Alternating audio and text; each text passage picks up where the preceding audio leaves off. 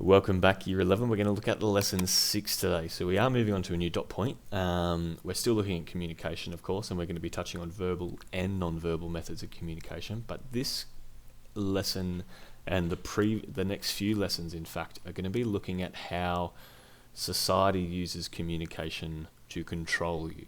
Okay, so the idea of this dot point here, the role of communication in maintaining social relationships and social control. So we're going to look at verbal and non-verbal methods of communication and how that society uses that to control us and to regulate society. So again, make sure you sign the date off there or on page 21.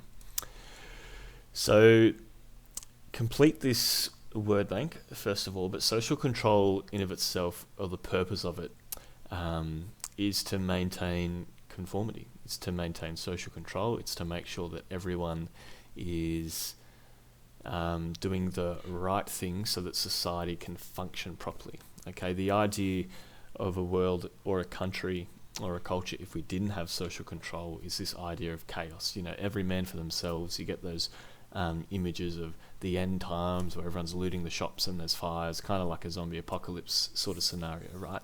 So the idea behind social control is that it's easier to govern people in a society where there's established rules.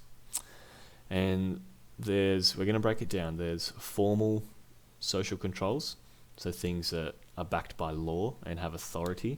And then there's what we call informal social controls, which are more power orientated in our concept.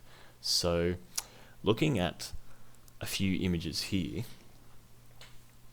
we've got lots of different methods of social control here. You have a sign here that's telling you when you can and cannot walk and cross the street. So that's one. You've got a sign here indicating one-way traffic only this way. So that's regulating the direction which you can travel in your car. You've got parking signs here as well. So no parking between 4 p.m. and 7 p.m. So that's a formal measure of control saying that you cannot park there, and you can only park between 9 a.m. and 4 p.m. There's also another sign here saying it's 25 cents per half an hour that you're parking. So you have a lot of information on social control here. Even if you look a little bit further in depth, we can see what appears to be some kind of scaffolding or building scaffolding there. So that's social control there again. A lot of the time we'll have some fences around it, and that's used to keep people out. If we look at toilet signs, that is an example of social control. So an example here we have is staff toilet. So that is indicating that only staff can use it. So say for example we have that at school. There are student toilets and staff toilets. All the staff toilets have signs on them indicating that it is in fact a staff toilet, and so students can't use it. So that's a method of social control there. Even the signs on the door indicating whether it's a male or female toilet, or if it's a toilet for a person with a disability, or if it's a unisex toilet, whatever it is, you're going to have signage on there that indicates it. And that's a method of social control, saying who can and can't, or who should and shouldn't be using it. Another example here is we can see people lining up for the latest iPhone, right? So this isn't a legal measure by any means. There's no law saying that everyone has to line up in an orderly fashion outside of a store, but it's something that we all do because we're conditioned to do that behavior. So this is a method of social control to make sure that everyone's lining up. So it promotes that idea, or the culture behind that is fairness, first in, best dressed.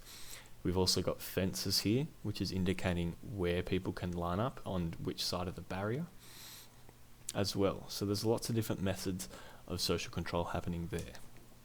So if we're to break this down a bit further into formal and informal social controls, I want you to, above the word formal, write the concept authority, and above the word informal, I want you to write the concept power.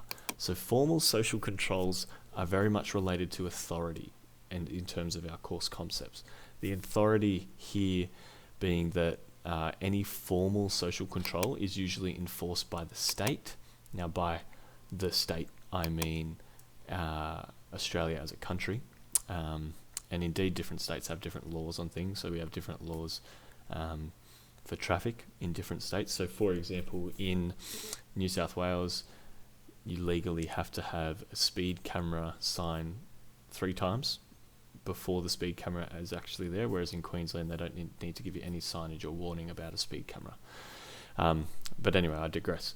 So usually these are laws. So a form of social control has authority behind it. So an example is a police officer issuing fines for speeding, as we can see here, a legal drinking age being imposed of 18 and over, and imprisonment, or the potential for imprisonment for any crimes committed.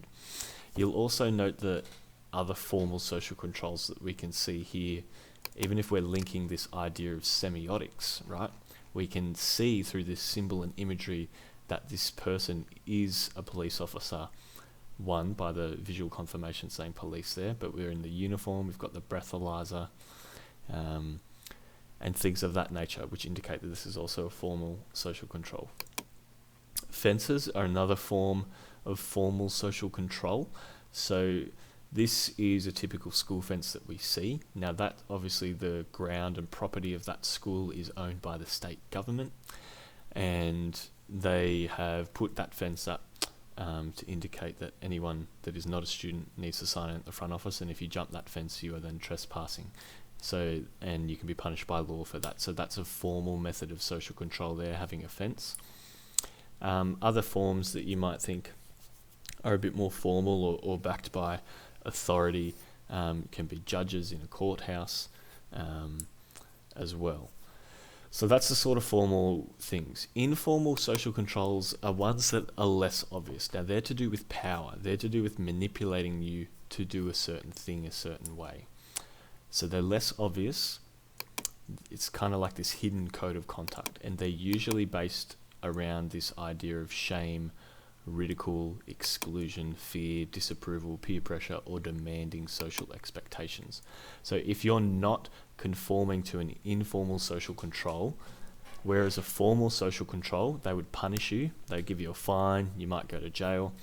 The informal social control that makes you want to conform to whatever it is that you need to do is the idea that you'll face shame if you don't do it, you'll face ridiculement, you might face peer pressure, disapproval, fear, all those sorts of things. So for example, if a parent scolds a child for whatever it is, so let's say the kid slurps too much while they're drinking, at the end of the milkshake, and that really irritates the parent and they scold them not to do that again. There's no law or anything like that or a formal control saying that the kid can't do that, but because the parent might scold them, they might feel a sense of shame or ridicule or disappointment, or that their parents don't approve of them, so they're not going to do that again. So that's an informal social control. A school suspending students here is a method of, that's actually a method of formal control. So that's an error on my part. So what I would like you to do is just write the word formal above there. You can even write Mr. Brown stuffed up. That's definitely formal because we have authority behind that. Now you might think parents have authority over their kids as well with this example, but this one is more obvious, informal one. You might even think, peer pressure. I might even write that as a better example. Peer pressure. Instead of a school suspending students, we might say phone notifications. So phone notifications is an interesting one, and you can write these down as well. Sorry for the mix up there, by the way. So phone notifications is a very interesting one, and I've got this in an image here. So in your mind, the idea is that the phone works for you, right? You tell it to fetch your emails, to use Google Maps to get somewhere, to look at the news, to send a text or a photo or a Snapchat, whatever it is. But in reality, you sort of see this idea where the phone is in control of you. So this idea that when it's low battery, it beeps and vibrates at you. And that is a form of social control for you to go charge that phone. I don't know if you've noticed, but you guys all use TikTok, right? If you open a TikTok and then you go to exit the app, you have to actually click it again. And then a new TikTok conveniently refreshes then. And so that social control is trying to get you to stay on the app so that you can get into that endless reel cycle again. So yeah. I've got a picture of, we talked about the parent Scott, and I've got a picture of a university degree here as well. In terms of an informal social control that could happen there is the idea that an employer may not want to hire someone if they don't have certain qualifications, okay? So that's a method of informal social control that most jobs today require some sort of qualification, whether that's through a university or TAFE or whatever it is. And that's a informal control method to try and encourage people to be educated, okay, within society. So we can see there are different formal and informal social controls there. What I would like you to do here is I've got this table of micro, meso, and macro level control mechanisms that exist within each of our social worlds, and I want you to do a few different things. I want you to, so you'll need a few different highlighters for this. So I want you, for one, obviously read each of them. There's 4 examples in each. I want you to indicate which control mechanisms are verbal or non-verbal by highlighting each of them. So disapproving look obviously would be a non-verbal control mechanism, whereas verbal reprimands, so a parent yelling at their kid or a teacher giving you the talk, is a verbal control mechanism. So I want you to highlight verbal and non-verbal communication for all of these.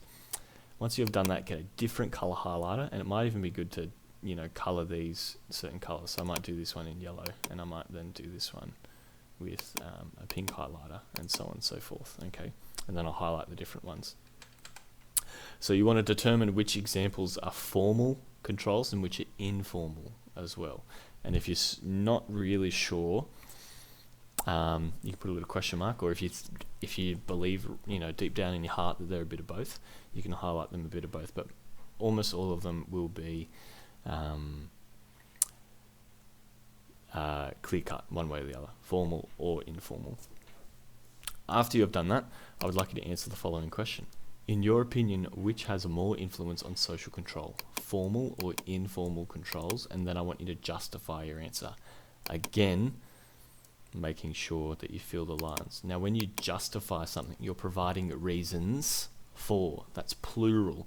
So you've got to provide more than one reason there for me, okay? Which do you think is more influential on social control? And that's our lesson. Cheerio.